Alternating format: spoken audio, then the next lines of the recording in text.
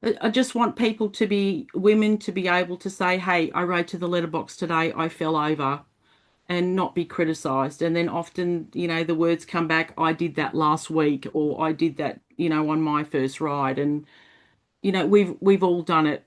We've all been there on our first day where we've just been quivering and so nervous. And it's okay because you have to do that to keep moving forward. Hey adventurer, I'm Bridget Hallam from Throw Your Leg Over, and today I am super excited because I am chatting with Jo Wharmby. Now, Jo is the founder of an amazing Facebook community called Women Adventure Riders Australia, which she started way back in 2015. And it's just an awesome group, and I'm so excited to chat with you, Jo. So, welcome. Hi, everyone. Hi, Bridget. Thank you very much for having me. Thank you for coming on the show. I want to know all about Women Adventure Riders Australia. Are you happy to share with us the story of how it all began? Yeah, I'll try and keep it without getting too upset and emotional. But I started riding. Well, I'm 57 now, so I actually started quite late. I started riding at 35 in Canberra, ACT, and wasn't part of a community at all. And then my husband and I, long story short, we left the government after sort of 15 and 18 years at Parliament House, and then we went around Australia for 12 months with our son who was 9 at the time, and then we moved to Perth for 2 years. So I actually got my motorcycle I'm actually not talking about WARA yet, but this is kind of how it started. Always loved motorbikes, love forklifts, love trucks, love anything with the motor and wheels. So I rode with a small community in Western Australia, and they were specifically just road bikes only.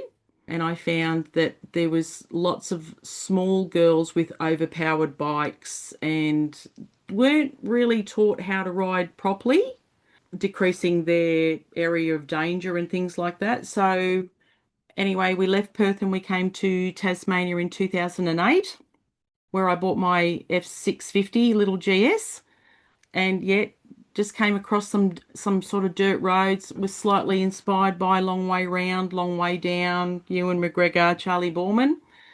Yeah, and I basically didn't, being in a new state, not really knowing anyone, and anyone that knows me knows I'm not shy at all to meet people.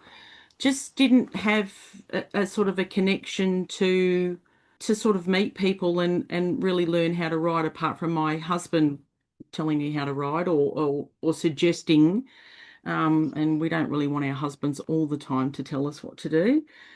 And yeah, I was working for a government department, hit a real low point with workplace bullying, lost myself, lost my confidence, lost who I was. And short story, WARA came out of that. I was feeling low and down, and I started WARA because I wanted to create positivity and support and encouragement. And that's basically how WARA started. You know what I love about that? I love that it was a low time and things were difficult, but you made something really awesome out of it. Yeah, yeah. It would have been easy to just sort of sit there and feel sorry for yourself and not do anything, but you did, not only did you do something, but you did something amazing that also helps you and other people, other women. I don't worry. I did sit around and feel sorry for myself for quite some time, but I think I did it too long. And I found when I went out for a ride, it was anyone that rides, it de-stresses. You clear your head, you feel the smells, you feel temperature, cold. And I think because you're more vulnerable on the road, you do tend to meet more people because, a great day to be on the bike, or, did you see this or did you see that? And yeah, that kind of got me out of the shell. But a close friend that I had, she said, if you're going to create a group, make sure the first word is women. So that was her input, but it's really just for women. And we obviously get groups where people want to join and they're men. I don't know whether they think it's a dating app or anything like that, but I just want people to be women to be able to say, hey, I rode to the letterbox today, I fell over, and not be criticized. And then often, the words come back, I did that last week, or I did that, on my first ride. And, we've all done it. We've all been there on our first day where we've just been quivering and so nervous. And it's okay because you have to do that to keep moving forward. Yes, we've all done that. We've all been there. Yeah. And what is your hope, or what is the purpose you have for WARA, or let's call it WARA, Women Adventure Riders Australia, WARA? Initially, it was to give women the confidence to have a go. I talk to women even now. I'm 60 and I've always wanted to ride. Just do it. Like, have a go. I know personally some ladies in Tasmania here, one started riding at 73, Wow, that's impressive. and she's quite capable on dirt. Yet she doesn't have to ride fast, but if she sees a road and she wants to go down there, she's got the confidence to go. She goes, "I'm old and I'm slow." And I said, as long as you get there, you've done it. So the main purpose was just to, as the logo says, encourage and inspire women to ride. I want women to be confident. I want them to be able to ride, to inspire other women to ride, to show them that they are more capable than what we realise. Because obviously, all us women, we're all very hard on ourselves. You can ride any bike, any terrain, any distance. The goal is to just get out of your comfort zone and get out into the wild, even if you're just riding to a friend's place, camping in their backyard. I just wanted to provide a community where you have the courage just to have a go. And now that you're sort of, what is it, 11 years on from creating this fabulous group, I wonder what is important for you personally about this group. I just I just want people to be this will come out wrong, just to be honest with yourself. Like, we do speak to a lot of women that have, they've either had an off and they don't have the confidence to come back after an injury. And, that person will talk to the other person that's recovering from an injury. Just start slow. I'm still learning that the one thing that still gets me is peg weighting, turning a right corner and sticking your bum out to the left, hooking your little, I see you looking around there, peg weighting on the dirt to increase your tire on the dirt. And, I still get messed up and often, I still can't get it sometimes, but then I'll talk to my husband and other girls and she'll say, I'll be riding great in the morning. I'll stop and take a photo and then I've lost my groove. Or I've lost my groove, stopped to take a photo, then I found my groove. So you've just got to do practice, but it's not about speed. It's not about keeping up. It's just going at your own pace, because if you get pushed too hard, you'll lose that confidence. And I've seen people lose their confidence and they don't want to ride anymore. But just slow and steady. Yeah, if you've done dirt and you've had an accident, start slow again. Start on the road and then just slowly, slowly, slowly. But the most important thing is have the right bike for you. Yes, I think that makes all the difference in the world. Don't start on a 1200 if Oh gosh, no. you've just come off your lambs, or you don't need a 1300 BMW. Not that there's anything wrong with that. I started on I think a 500, then a 650 BMW, and now I've had two 800s, and I'm happy with my bike. I can go higher, but my bike does what I would like to do, and it takes me where I would like to go, and I'm comfortable with it. Yeah, I mean, Alan has a 1200 G, well, he's got two actually, two 1200 GSs, and that's what we ride in Europe tour. And it's awesome for that. But by gee, it's a tall bike. Like, you should see me trying to get on. It looks like a circus.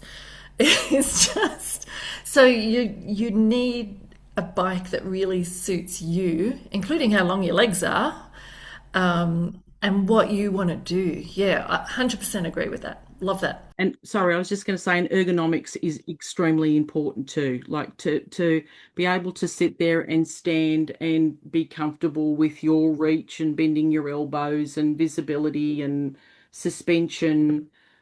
I mean, this is my little end point, but knowing your bike, knowing how to use your equipment, knowing how to pack your bike, and understanding weight distribution, where to put the weight, and how that affects you when you're riding. Obviously, when you get hit by wind or weather, the weather can really throw you around your bike. So it just keeping your weight low and knowing how to adjust your bike to cater for whatever you're carrying. And this I know inside WARA is the sort of brilliant, helpful, practical information that you share and that your members share. And I think my point of view is that this is one of the reasons that WARA is still going strong 11 years later, because it's so helpful, It's not just sort of a chatty little place. It's obviously full of encouragement and support, but also the practical information like that, which will help particularly riders who are not so experienced, things that they might not even have thought of, how they pack when they're anticipating a windy day. Yeah, I think it's brilliant what you do. Thank you. So, my next question is, what have you learned about yourself or life in general from adventures and riding? I should probably get out more. I think going through that hard time with work and losing the person that I was, and I lost my confidence, and I'm quite an outgoing person, and I became a bit of a recluse. I didn't want to leave the house. I just became the absolute total opposite. I was suffering from major anxiety, major depression. I was in a really, really dark place. So the most important thing I've learnt about myself is I can do it. Even if I need to ask for help, I'm have a go. My husband treats me a little bit too well, and he'll go, "I'll change your tire." And I go, "No, no, let me change the tire." So I've learnt to be myself and allow myself to learn. We're always learning. You never get too old to learn. Speak to people that are experienced, that have been where, ask lots of questions, believe in yourself and be positive within yourself. And just be kind to yourself. Don't, if you fail or you don't do something right, don't be too hard on yourself. Just go, okay, I buggered that up. I could have done that better. If you fall off your bike, okay, why did I fall off my bike? Why did I slip on that? Turn it into, okay, what did I do wrong? How can I make that better? And that way I think you'll always improve, because we just, as women, as I said, we always beat ourselves up. And everybody makes mistakes, and it's okay. And we've just got to turn it around and look, you've got to learn from your mistakes, as we do with kids. There's consequences, and yeah, don't beat yourself up. Just get up, brush yourself off, and try again. Yeah, I think mindset is absolutely key. And for me personally, it's one of the things I love about riding, because you're never fully comfortable. You're always on alert. You're always feeling a little bit challenged. There's always hazards around you. Everything about you is kind of at a higher level. When you're on a motorcycle, you are putting yourself in a slightly challenging situation, which is what I love about it. Like you're not doing the easy thing. Yeah, you're not protected. You're open to the elements. There's no airbag to protect you. There's no seat belt, and we've only got two wheels, so we can easily slip. Traffic dart out and can hit us. But I think if I find that when you're a motorcycle rider, you are far more alert of motorbikes, because you're sort of in that headspace. The thing that I get frustrated with, I want to overtake everyone, and then I go, let's go, and then I realize I'm in the car and I'm not on the motorbike. I love it. But I think, yeah, you become more alert, because we are more vulnerable. I think what I'm trying to say is that, well, for me anyway, I feel more alive. Like I'm not just going through life half awake. Like you can't be half awake on a motorbike.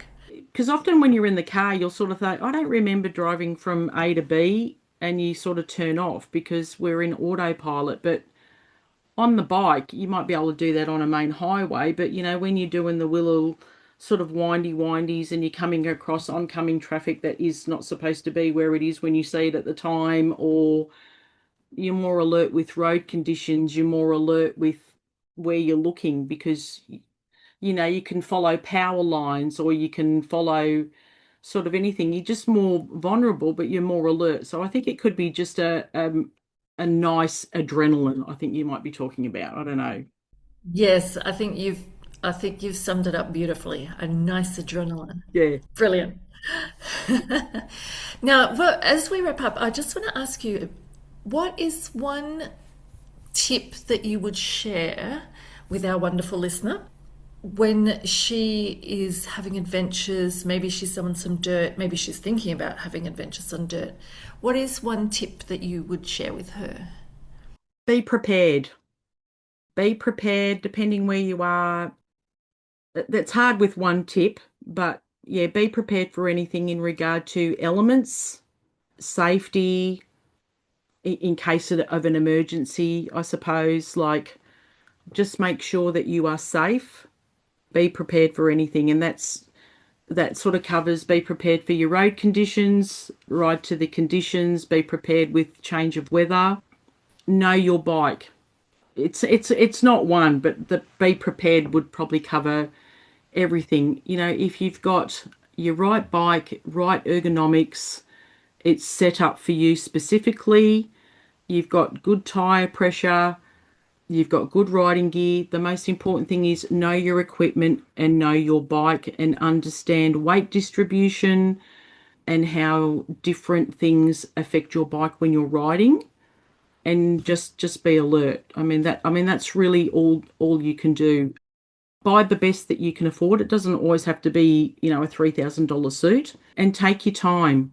Don't get fatigued. Stop, rest, hydrate. If it all gets too much, pull over in the shade, take a bit of a break, think about what's maybe affecting you, and then just stay off again.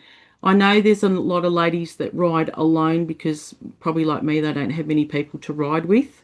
Have a P or B, EPIRB. Always be prepared where you are. I don't personally ride alone because I don't know, I just find safety in numbers, but I can't get in too much trouble in Tassie. My hubby can always come and rescue with me with the trailer, but always just tell someone where you're going, when you're expected to be back, and where you're going. You can sort of share all that sort of stuff with different apps and Life 360 and all those little things that people put on their bikes. The one thing in Tassie is the elements. Yeah, be confident in the gear that you've got, the bike you're riding, and you, and obviously know yourself. Know yourself of when to stop and rest. Thank you, Jo. Wise words. Thank you. And I want to say thank you as well for being a leader in our community of women who love to ride. And thank you for creating such a supportive environment for us. It's just so great to have that as a resource. And so we don't feel like we're on our own all the time, because sometimes we can feel like we're surrounded by blokes. So thank you for being a leader. Oh, well, I just want to say I created the page, but it's the members that make it awesome. Jo, if our listener is liking what she's hearing about Women Adventure Riders Australia, how can she join? What's the easiest way for her to join? Well, firstly, jump on Facebook and it's WARA, WARA, Women Adventure Riders Australia.